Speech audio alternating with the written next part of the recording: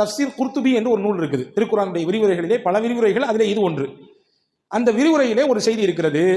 இன்னைக்கு ஓதப்பட்ட சூரா அல் கஹ்ஃபினுடைய ஒரு வசனத்திற்கு கீழே அந்த செய்தி வருகிறது. ஃபலவுலா இத்தஹல்த ஜன்னதக குல்த மா ஷா அல்லாஹ் என்று துவங்கக்கூடிய அந்த வசனத்துக்கு கீழே இந்த செய்தி இடம்பெறுது. என்ன செய்தி அப்படின்னா, யார் ஒருத்தர் டெய்லி காலையில 4 தஸ்பீஹ் செய்கிறாரோ அல்லாஹ் 4 விதமான பாதுகாப்பு அந்த மனுஷனுக்கு தருவான்.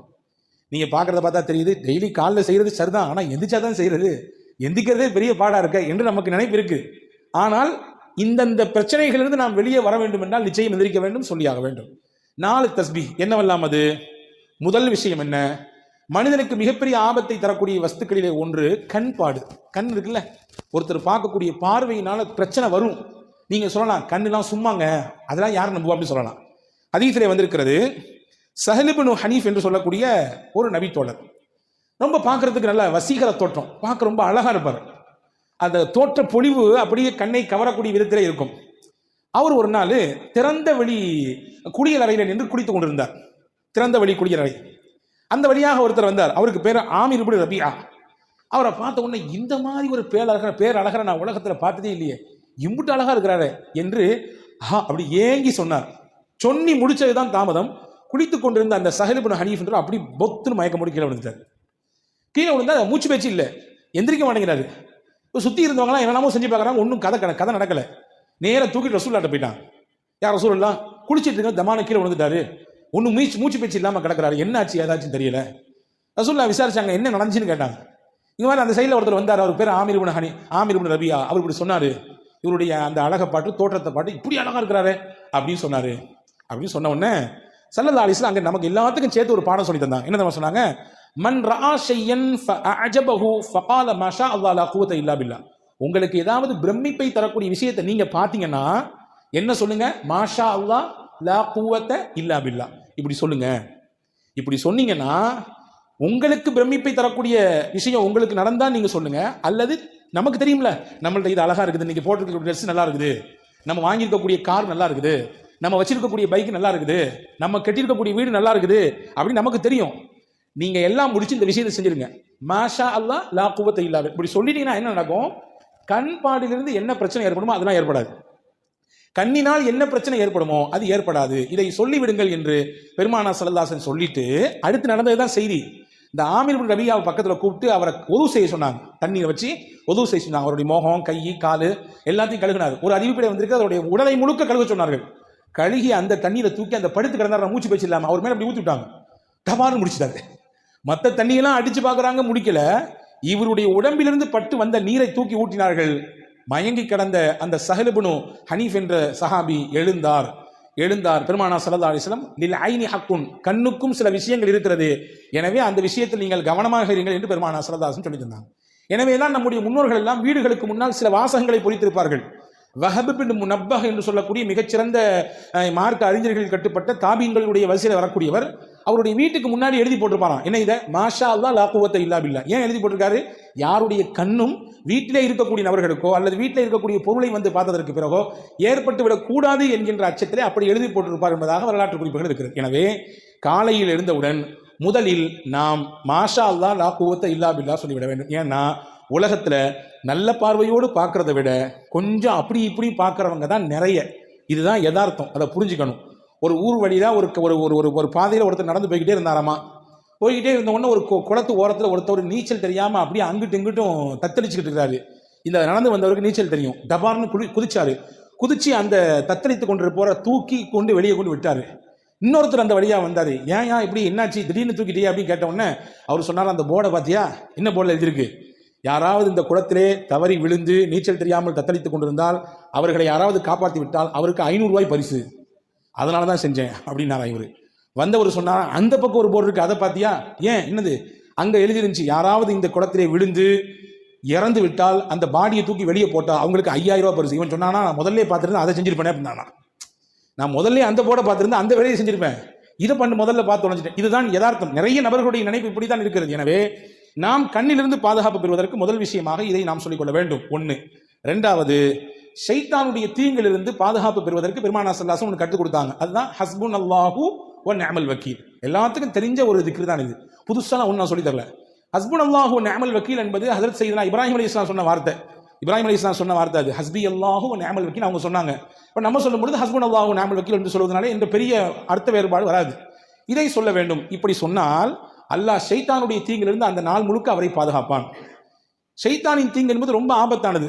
ஹாரூன் ரஷீத் பாட்ஷா இருந்தாங்க ஒருத்தவங்க, ரொம்ப முக்கியமான மன்னர்களில் ஒருவர், ஜனாதிபதி. அவர் உமையாக்களினுடைய ஆட்சியில முக்கியமான ஒரு ஜனாதிபதி, பெரிய பெரிய பரப்பளவை ஆட்சி செய்த மன்னர் ஹாரூன் ரஷீத் பாட்ஷா. ஒரு நாள் அவர் தூங்கிட்டு இருந்தாரு, காலையில ஃபஜருடைய நேரம், அரண்மனையில் தூங்கிட்டு இருக்காரு. வெளியில இருந்து அவர் பேரை சொல்லி யாரோ சத்தம் கொடுக்காங்க, ஹாரூன் ஹாரூன் ஹாரூன், எந்திரிங்க எந்திரிங்க, நேரம் ஆச்சு, ஃபஜர் தொழுங்கன்னு. இப்போ இந்த மன்னருக்கு ஆச்சரியம், நம்ம பேரை சொல்லி இவ்வளவு துணிச்சலா யாருப்பா கூப்பிடுறா அப்படின்னு சொல்லி வெளியே வந்து பார்த்தாங்க. ஒருத்தர் நின்னாரு, நீ யாரு? நீ இந்த நாட்டினுடைய மன்னர், நான் இவ்வளவு பெரிய பரப்பளவை ஆட்சி செய்யக்கூடியவன், என்னைய பார்த்து பேர் சொல்லி கூப்பிடுறிய, யார் நீன்னு கேட்டாங்க. அப்போ ஹாரூன் ரஷீத் பாட்ஷா சொன்னா, நான் தான் ஷைத்தான் அப்படின்னா. அவன், நீ எழுப்பி விட மாட்டியப்பா, நீ வந்து தூங்க தானே வைப்ப, நல்லா தூங்கு, ஃபர்குது, இன்னும் நேரம் நிறைய இருக்குது, இன்னும் தூங்குன்னு சொல்ற ஆள் தானே நீ, என்னை எழுப்பி விட்டுடி எப்படின்னு கேட்டாங்க ஹாரூன் ரஷீத் பாட்ஷா. அவன் சொன்னா, நம்ம 2 நாளைக்கு முன்னாடி ஃபஜர் தொழாம நீங்க தூங்கிட்டீங்க, எந்திரிச்சு உட்காந்து ஃபஜர் தொழுகலையேன்னு சொல்லி வருத்தப்பட்டு அழுது அன்னைக்கு ஃபுல்லா அல்லாட்ட மன்னிப்பு கேட்டீங்க. நீங்க ஃபஜர் தொழுதுந்தா கூட இப்படி நன்மை அல்லாஹ் உங்களுக்கு தந்திருப்பான் போல தெரியல. ஆனா ஃபஜர் தொழாம அம்பிட்டு தூரம் அழுது கண்ணீர் விட்டு அல்லாட்ட மன்னிப்பு கேட்டீங்கல்ல, உங்களுக்கு நிறைய நன்மை அல்லாஹ் கொடுத்துட்டான் அப்படின்னு சொல்லிட்டு சைத்தான் சொன்னானா. அதனாலதான் அது கிடைக்கக்கூடாது அப்படின்றதுக்காண்டி இது கிடைச்சா கூட பரவாயில்ல அப்படின்னு நினைச்சு இந்த வேலையை செஞ்சேன் அப்படின்னு சொல்லி சைத்தான் சொன்னானா. இதை நீங்க தப்பா புரிஞ்சுட்டு, சரி ஃபஜர் தொழாட்டியும் பரவாயில்ல போல தெரியுது, எந்திரிச்சு உட்கார்ந்து 2 சொட்டு கண்ணி விட்டா போதுமானது, அதே சொல்லிட்டாருன்னு நினைச்சு நீங்க தப்பா கணக்கு போடக்கூடாது. யதார்த்தத்தை சொல்கிறேன். ஷைத்தானுடைய நிலைப்பாடு எப்படி இருக்கும் என்றால், எப்படி ஒரு மனிதனை திசை திருப்பலாம், வழிகெடுக்கலாம் என்றே சிந்திப்பான். அப்ப அவனுடைய தீங்கிலிருந்து நாம் பாதுகாப்பு பெற வேண்டும் என்றால் டெய்லி காலையில ஹஸ்புன் அல்லாஹு வ நிஅமல் வக்கீல் என்பதை ஓதிக்கொள்ள வேண்டும் என்று அறிஞர்கள் சொல்கிறார்கள். இது 2. 3வது, இது மட்டும்தான் நாம் கொஞ்சம் தெரியாத ஒன்று, திருக்குர்ஆனுடைய ஒரு வசனம், அந்த வசனத்தினுடைய ஒரு துண்டு. இதை டெய்லி ஒரு தடவை, ஒரே ஒரு டைம் ஓதினா போதும். என்னது அது? வ உஃபவ்விது அம்ரி இலல்லாஹ், அவ்வளவுதான். வ உஃபவ்விது அம்ரி இலல்லாஹ், 4 வார்த்தைகள் தான். என்னுடைய மொத்த பொறுப்பையும் அல்லாஹ்விடத்திலே ஒப்படைத்து விடுகிறேன். இதான் இதனுடைய பொருள். இதை ஓதுனா என்ன கிடைக்கும்? மனிதர்கள் என்ன மாதிரியான தீங்கெல்லாம் செய்வார்களோ அந்த தீங்கின் மொத்தத்திலிருந்தும் அல்லாஹ் நம்மை பாதுகாப்பான். இதனுடைய இன்னொரு ரகசியத்தை சொல்றேன் கேட்டுங்க. நம்முடைய பிள்ளைகளை நாம் வெளியே அனுப்புகிறோம், காலேஜுக்கு அனுப்புகிறோம், பள்ளிக்கூடங்களுக்கு அனுப்புகிறோம். நம்ம வீட்டினுடைய பெண்கள் வெளியே போகிறார்கள், வேலைகளுக்கு போகிறோம், நம்முடைய பிள்ளைகள் வேலைக்கு போகிறார்கள், வெளிநாடுகளுக்கு போகிறார்கள்.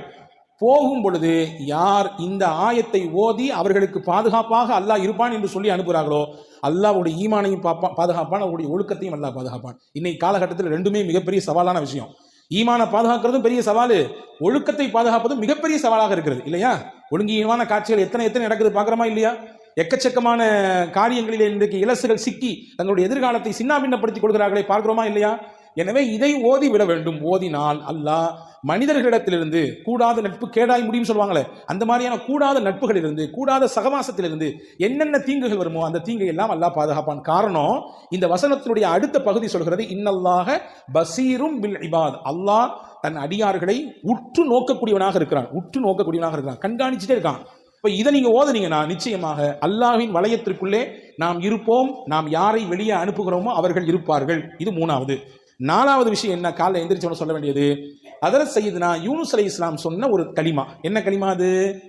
சொல்லதானே நீங்க இருக்கிறீங்க, நீங்க சொல்லிதாங்க என்று நீங்க கேட்கறது புரியுது. லா இலாஹ இல்லா அன்த சுபஹானக இன்னி குன்து மினல் ஸாலிமீன். இது ஒரே ஒரு தடவை காலை ஓதினால் என்ன கிடைக்கும்? இன்னைக்கு உச்சகட்டமான நோயாக இருக்கக்கூடிய எல்லாத்துக்கும் இருக்கு, சின்ன பிள்ளையில இருந்து வயசான பெரியவங்களே இருக்குது. என்ன? கவலை கவலை கவலை, எதையாவது நினைச்சு கவலை, எதையாவது நினைச்சு புலம்பல் இல்லையா? அந்த கவலைகளில் இருந்தெல்லாம் அல்லாஹ் தஆலா வெளியே கொண்டு வருவான் மனிதனை. ஹஜ்ரத் யூனுஸ் அலைஹிஸ்ஸலாமுக்கும் கவலை இருந்தது. அல்லாஹ் குர்ஆனிலே சொல்கிறான், வகதாலிக நுன்ஜில் முஃமினீன். ஹஜ்ரத் யூனுஸ் அலைஹிஸ்ஸலாம் மீன் வயிற்றுக்குள்ளே இருந்தார்கள், ஒரு விஷயம் செய்யக்கூடாது, அதை செய்தார்கள். அல்லாஹ் ஒரு சின்ன மாற்றத்தை கொடுக்க நினைத்தான், மீன் வயிற்றுக்குள்ளே வைத்தான். 40 நாட்கள் இருந்தார்கள். அவர்கள் 3 இருளிலே சிக்கி இருந்தார்கள். கடலின் ஆழம், கடல், இன்னொன்று மீன் வயிறு. அங்கே இருந்து கொண்டுதான் இந்த கலிமாவை ஓதினார்கள். அல்லாஹ் சொல்கிறான், இந்த கலிமாவை மட்டும் யூனுஸ் ஓதாமல் இருந்திருந்தால் அவர் அதே மீன் வயிற்றுக்குள்ளே கியாமத் வரை இருந்து போயிருப்பார், மறுமை வரை அந்த மீனுக்குள்ளேயே இருந்து போயிருப்பார் என்று அல் குர்ஆனிலே சூரா சாஃபாத்திலே அல்லாஹ் சொல்கிறான். இப்போ என்ன சொல்ல வரேன்னா, அல்லாஹ் சொல்றான், ஃபனஜ்ஜைனாஹு மினல் கம், அந்த யூனுஸை இந்த கலிமாவின் மூலமாக அவருடைய கவலையிலிருந்து நாம் வெளியே கொண்டு வந்தோம், அவருடைய ஸ்ட்ரெஸ்லேருந்து நம்ம வெளியே அவரை தூக்கிட்டு வந்தோம் அல்லாஹ் சொல்றான். ஹஜ்ரத் ரசூல் ஸல்லல்லாஹு அலைஹி வஸல்லம் சஹாபாக்களுக்கு சொல்லி கொடுத்தாங்க, இதை நீங்களும் ஓதுங்கன்னு சொன்னாங்க. சஹாபாக்கள் கேட்டாங்க, யார் ரசூலுல்லாஹ் இதை ஓதுனா என்ன கிடைக்கும்? அல்லாஹ் சொல்றது உங்களுக்கு தெரியலையா?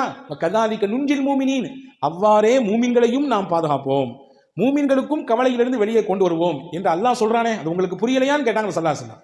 எனவே கவலையிலிருந்து வெளியே வருவதற்கான மிகச்சிறந்த மருந்தாக கலிமே யூனுஸ் அலைஹிஸ்ஸலாம் ஓதி இந்த கலிமா இருக்கிறது. ஆக இந்த 4 விஷயத்தையும் டெய்லி காலையில செய்துவிட்டால் அல்லாஹ்வின் அருளால் 4 விதமான பாதுகாப்பை நம்மால் பெற்றுக்கொள்ள முடியும். முதல்ல சொல்றா, ரிமைனிங் பண்ணட்டுமா? முதல் விஷயம் என்ன என்றால், கண் பாடிலிருந்து பாதுகாப்பு பெறுவதற்கு மாஷா அல்லாஹ் லா குவத்த இல்லா பில்லா, ஷைத்தான் புறத்திலிருந்து அவனுடைய கேடுகளிலிருந்து பாதுகாப்பு பெறுவதற்கு இப்ராஹிம் அலைஹிஸ்ஸலாம் ஓதிய ஹஸ்புன் அல்லாஹ் வ நிஅமல் வக்கீல். மூணாவது, மனிதர்களின் தீங்கிலிருந்து நமக்கு பாதுகாப்பு கிடைப்பதற்கு, நம் பிள்ளைகளின் ஒழுக்கமும் அவருடைய ஈமானும் பாதுகாப்பு பெறுவதற்கு குர்ஆனினுடைய வசனமாக இருக்கிற வ உஃபவ்விது அம்ரி இலல்லாஹ். நாலாவது, கவலை, நெருக்கடி, கஷ்டம் இதுவெல்லாம் நீங்குவதற்கு ஹஜ்ரத் யூனுஸ் அலைஹிஸ்ஸலாம் ஓதின லா இலாஹ இல்லா அன்த சுப்ஹானக இன்னி குன்து மினல் ஸாலிமீன். இது காலையில செய்ய வேண்டிய 4 விஷயம். நைட்டு செய்ய வேண்டிய 4 விஷயம் ரொம்ப சிம்பிள். ஹஜ்ரத் ஃபாத்திமா அலைஹிஸ்ஸலாமுக்கு ரொம்ப உடம்பு வலி, வீட்டில் வேலை செஞ்சு செஞ்சு செஞ்சு கையெல்லாம் அப்படி காய்ச்சி போச்சு. ஹஜ்ரத் ஃபாத்திமா ரலியல்லாஹுடைய கணவனார் ஹஜ்ரத் அலி ரலியல்லாஹு சொன்னாங்க, உங்க அத்தாவை போய் பாருங்களேன், யாராவது ஹாதிமீன்கள் ஊழியர்கள் உங்களுக்கு பணியாளர்கள் இருந்தால் உங்களுக்கு ஹெல்ப் பண்றது தருவாங்கல்ல அப்படின்னு சொன்ன உடனே ஃபாத்திமா அம்மா நேர வீட்டுக்கு போனாங்க, ரசூலுல்லாஹ் வீட்டுக்கு. தன் வாப்பாட்ட பேசலான்னு போனாங்க, அத்தா அங்கே இல்லை, அம்மா தான் இருந்தாங்க, ஆயிஷா அம்மா இருந்தாங்க. என்னம்மா பிள்ளை வந்திருக்கேன்னு கேட்டாங்க ஆயிஷா அம்மா.